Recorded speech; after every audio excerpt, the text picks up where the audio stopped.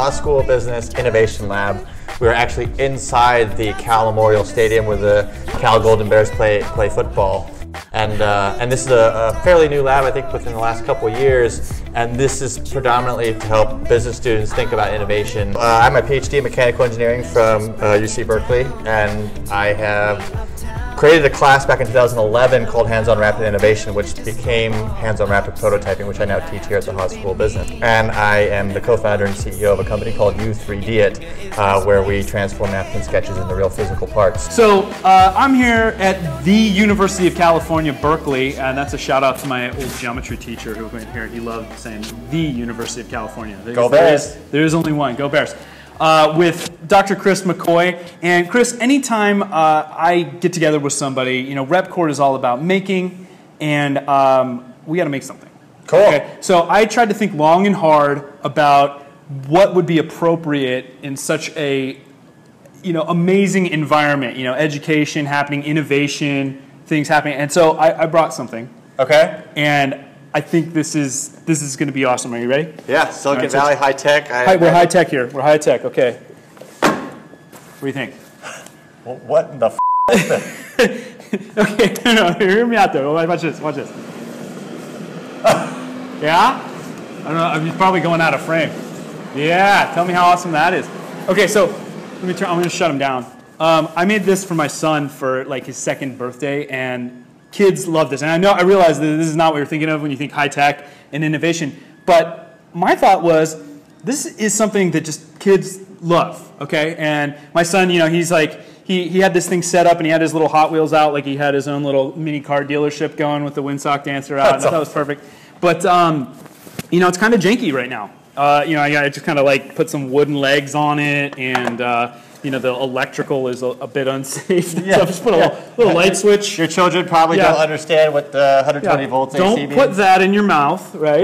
Yeah. So, you know, I thought this would be a perfect case study because I think this thing could potentially sell, man. I mean, we made these little. This is just some like kite fabric, and this is a little duct fan. But I really needed something that was a little safer for the electrical and the legs. And so, you know, I kind of started thinking about it, and I tried to sketch up this like lofted ring looking thing, and I even tried to print one to bring it to you because you know, I thought better to have something to illustrate, except for, you know, I woke up to the classic air print. Yeah. What do you think? So first off, I love it. I was kind of being a little bit crazy earlier. Here, we'll put it I really don't think there is a bad idea until you test it with the market, right? Yeah. So this is what Alan's going to do, and we're going to try to design something now. We teach a process called the Rapid Innovation Cycle, which is a opportunity recognition as the first step, which Alan with his kids, they found out that they love this thing. So there's the opportunity. He built it. He tested it out. But now he wants to take it to another level of like a fidelity of his prototype, right? Yeah. So now you're thinking so you've kind of gone through this opportunity recognition phase. You saw that. You chose a solution, which was solution selection. You got that made, right? And now your experiment was your kids loved it, right? So you got like great feedback from the kids. Like you have to pull it out of their hands, right? And now the next phase is typically, okay, now would somebody buy this? And in this case, the customer is not your child, probably it's a parent, right? Well, of course, yeah. Did you try to sell it to anybody? Well, it's hard to sell to little. I mean, a little kid will buy anything, but they don't really generally have any money, right? So yeah, I think you're absolutely right. You got to get in front of the parents. So I would say then what we're going to do is we're going to come up with a new design that kind of gets rid of the wooden legs and kind of builds off what you were already doing here to maybe sketch out what we're thinking about doing on paper. And then we'll go from that to Fusion 360. So first thing I always like to do is I like to just sort of get the geometry of this thing roughly sketched out. The cylinder, right? Yeah. So you have this cylinder, right? We'll get the rough dimensions, and if you were to look at it from the top, you have sort of your circle here. So this is obviously a fan, right? Whatever. Right. And we had a couple features, right? You mentioned that you didn't want this switch to be in the way. Or yeah, maybe not be in the way, but just not be as maybe exposed. Yeah, maybe a little more practical or mounted a little better than that. Yeah, so we got our switch. So we have a switch here. I don't know, whatever. There's a switch, right? Yeah, that's custom right there. That's custom. So you put that in there? That's so awesome. Yeah. It did not come like that. No, I guess they don't make duck fans with a little light switch. Alan actually had started with this ring structure, and I think what he was getting at, so I'm going to draw in a different color here. Yeah, go ahead. So if I had your idea correct, it was something like this. Yeah. Almost like your Christmas tree stand, right? Right, yeah. Effectively. Exactly. And then what I was thinking about in terms of like keeping kids' hands out but keeping airflow, right? You can have a bunch of these channels, right? That go all the way around. So hands can't go in there. It's like little pickets or something supporting, but yeah, I got you. Okay, yeah, I like where your head's at. And then you have some sort of recess here that we got to determine. This can sit in, and yeah, I mean, it doesn't. I don't think it needs to. In fact, it might be better if it doesn't clamp. If you want to store it and have it more compact or something to that effect. And other ways you could even literally, because with 3D printing, right, you can make holes anywhere you want. So you could have some sort of threaded fastener that comes in and pinches this thing down and locks it all in too. You know what I would love to see, Chris, and this is the great part about riffing and the iteration process and having somebody else to talk it out when you draw it. It occurs to me that my wife has multiple times tried to get rid of this thing out of the garage, and I love this thing. I'm like, you can't get rid of this. Well, anytime it comes out, it's one of those things that's like when it comes out, they're all about it again, but then they lose interest in whatever it goes. But it was cumbersome to store in its fashion, with the legs being as long as they were. And it occurs to me that a design like this could really lend itself to, the sock can tuck kind of into here. I would love to see if we make the height at least, this tall, then it can at least kind of enclose it. Yeah, enclose it. So it's like you come in and put it, and then it can fit in a box, and then it's not as cumbersome to store. Yeah, so that H equals that H. H equals H. Yeah, exactly. They teach that at Berkeley? H equals yeah, what is it? Q, E, D, or whatever it is. Yeah, perfect. Whatever, solved. We have now... Solve for H. Yeah, we figured out Good. Newton's first law. No, yeah, so that, I totally get that. So that way it could be closed down and everything would be good. So we can model this pretty easily. I'm sure there's ways to optimize on this. We have to decide whatever this, like maybe you'd want to fit this into the dimension of a printer bed, like a printer something bed that we know. How big is your biggest printer bed? I've got my Delta will go up to a little over 12 inches. So we'll just say let's say a foot. A foot, okay. So maybe 11 inches to be safe. Okay, which will give us almost that might be too wide, but. So something less than 12, effectively. Let's say less than 12. Yeah, 12 inches, less than 12 inches. But we could just say now for 11 inches. And then I saw you kind of measuring there. Did you get? Yeah, I got right now. It's 120 millimeters off the ground. So we're kind of converting units here. But a little less than 6 inches then. 156. So I'll just hit the little inch to millimeter conversion. It's 4.7 right now. But I think if we're going to try to model it to go higher, we should get what this dimension is, which is larger than our.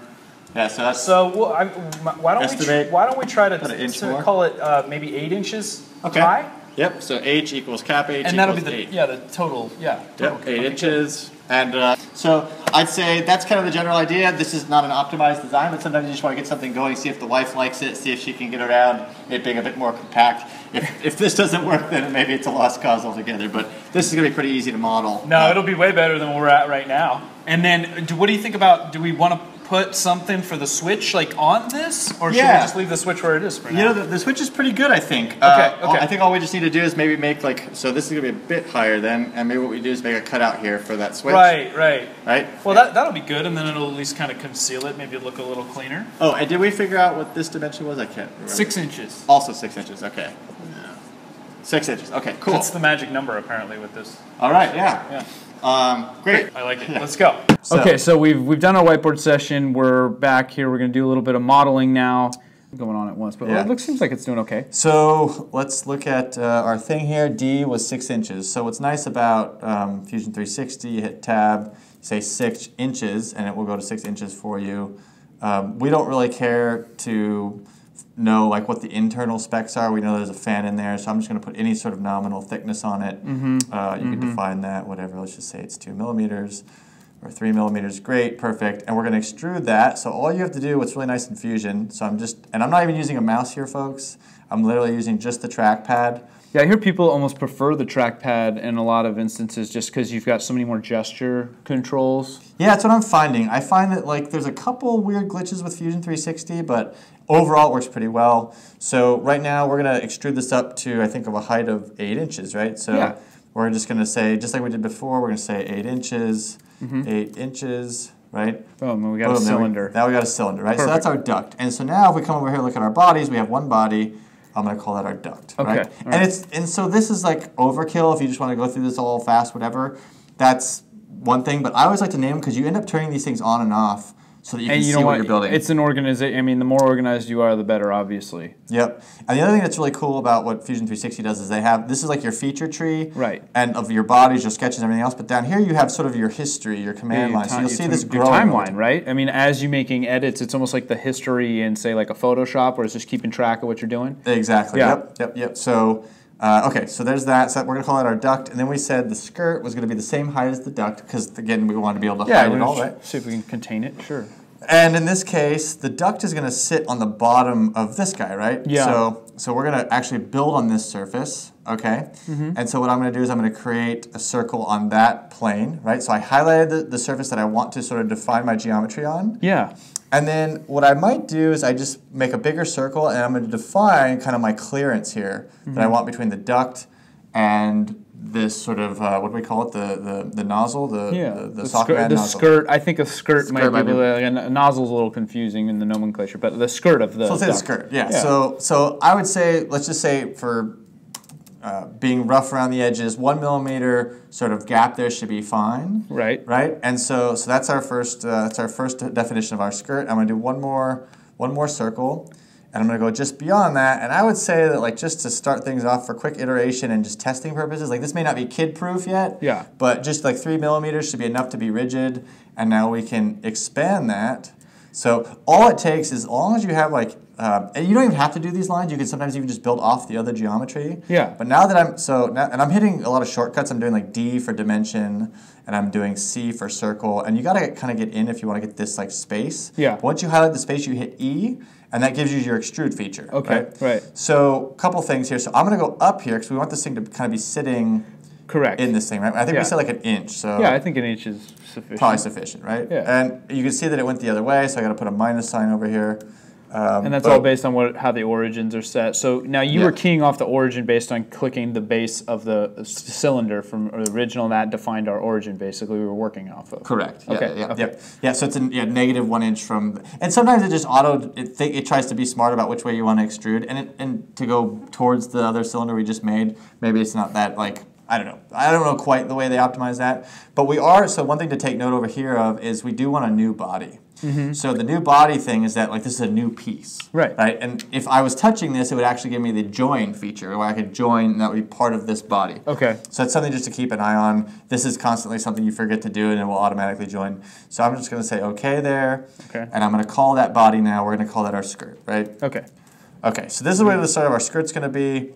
And now we can actually hide the duct for a minute, because what we want to do is we want to have basically this bottom piece be like solid, right? We want to, or at least have like some sort of thing for this this fan to sit in, right? So I'm going to go back to that bottom plane and come here, hit C for circle again.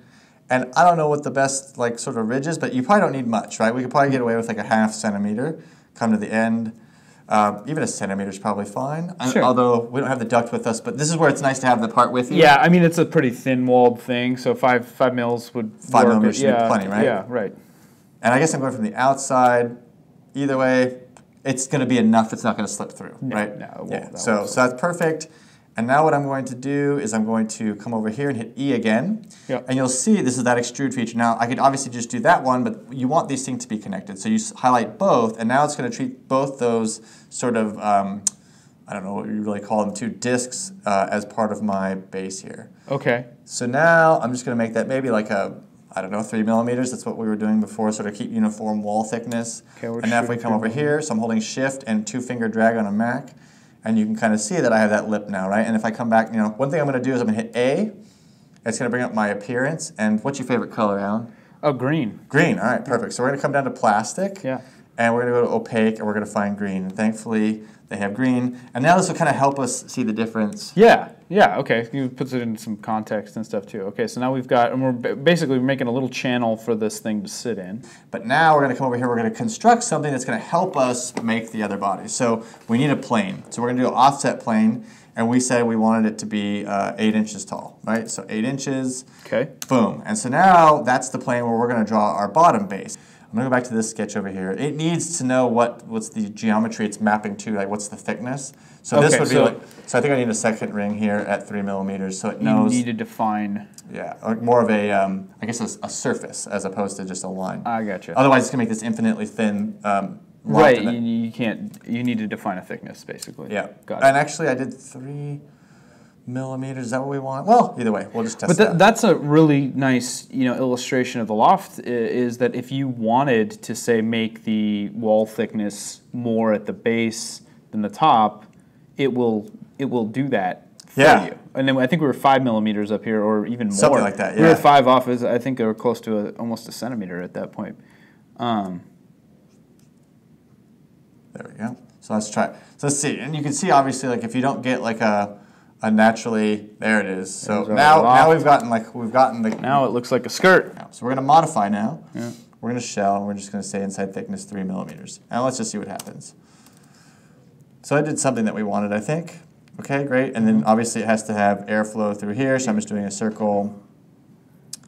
And it's pinning to maybe some other dimension I already had over here, which is gonna be fine with me.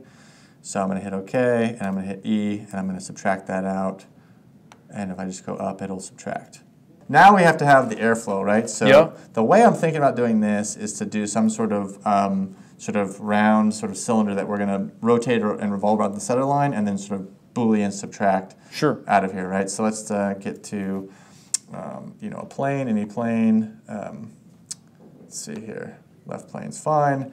And now we need to construct a plane that is going to be offset at an angle. So that's great. So now we want to pin off that plane, and we're going to do, I'm just going to do a rectangle, a center point rectangle. Mm-hmm.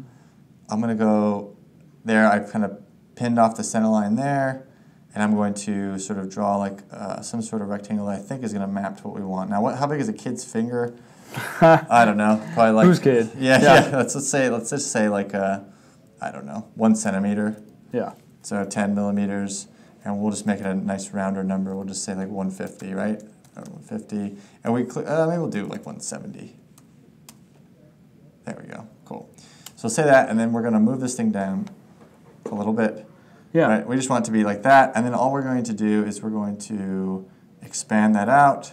Yep, exactly. We're going to call this a new body. Okay. New body, because we don't want to cut it yet, because we have to map this thing all the way around, right? Right. So we're going to call it a new body, and now we can see it. So to make things kind of easy for us, we're just going to highlight these edges. We're going to make a nice fillet so it's round. Mm-hmm. So when you 3D print on an edge, it's like nice. Obviously, sharp corners in the mechanical engineering world are known as stress concentrations. So we're going to modify that, right? Because we're modifying a body we already have. Call it a fillet, and we're going to choose a radius that's half our thickness, which was a centimeter, so we'll say 5 millimeters. And there we go. Now we have this nice round thing. Smooth round. Perfect. Right. Cool. Easy. I'll call this our, what do you call it? Vent. Yeah, vent tool. Because you'll think of it as a tool, right? You're actually cutting this thing out. Right. So now what we want to do is we want to do a create, where we're going to do a pattern, which is a circular pattern. Right. And we're going to select our object. So boom, and then we're going to pick our axis, and it's nice because it brings up all the standard axes, which is great. Right around the and it automatically does 3 for us. Okay. But we want to do probably more than that. We probably want to do like 20.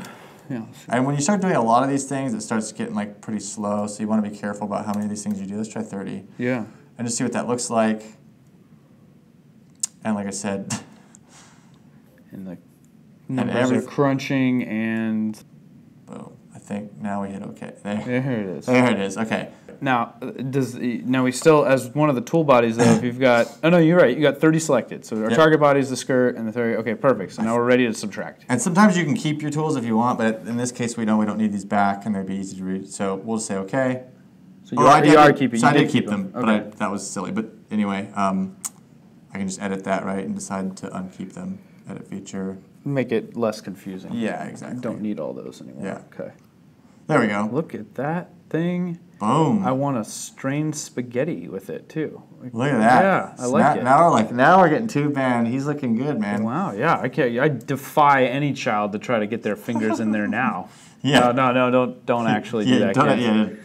Yeah. So now the last thing we have to do, from what I remember, is we have to make that hole for your switch, right? Yep. And while we didn't really closely measure your switch dimensions. We're just going to sort of guess here. I would say if you took, say, like a quarter, not even a quarter, you know. Yeah, some sort of like maybe 2-inch by 1-inch sort of depth kind of thing. I would think so. I mean, honestly, if you just chop the inch elevated piece of the skirt, you know, down to the channel, we'll know that we have clearance. Because that switch was actually, if you remember, sitting pretty low. Pretty low to it, right? Yeah, so may as well just make sure we give ourselves some space. Yeah, I'll just go here. So I'm gonna just pin it off this bottom line there. Yep. And then I'm gonna find a I'm gonna pick a dimension here. And what do we want to say? Like, let's just say like 3 inches to be safe. Okay, 3 inches. Okay, cool. All right, and then I did it in the center, right? So we can just hit now E on both of these squares, right? And that way we just know, it just comes straight through. And then we got plenty, and it gives us a real-time preview of the subtract as well, which is nice. Exactly, yeah. Very good. I typically like to do a fillet on any, like again, any sharp corner. It's just like a big no-no in the mechanical engineering world. Again, just it's unless it's like a tool of something. Yes, of course, yeah. Unless you need it to be like a really sharp corner for whatever reason. But no, of course. But so we'll just do a nice little modify. Fillet all the things. Yeah, I don't know. We'll do something nice, like maybe 5 millimeters. There we go. Now, do you ever like a chamfer? Oh, I chamfer all the time. You're I'm a chamfer guy too. It's like the Apple iPhone 5 chamfer guy. Perfect. Yeah, Perfect. But I didn't do any chamfers here. But maybe one place I would consider putting a chamfer is here. Let's just say we have a tight surface here that we're not sure if our duct is going to fit in there. Well, and it might make it easier to assemble slide it in. Right. Yeah, exactly. So we're going to put so this was 3 millimeters. We'll just do like a millimeter chamfer. Yeah, who doesn't like a good chamfer? Yeah, chamfers are great. Okay. Chamfers are great. Listen, I really appreciate you showing me how to take this to the next level, and I will now take this and we'll get the solid made and see how everything fits together, and I'm excited. Cool. All right, thanks a lot, Chris. Thank you so much. Appreciate it. That was fun. Yeah. Cool. Way to go, Sock Man.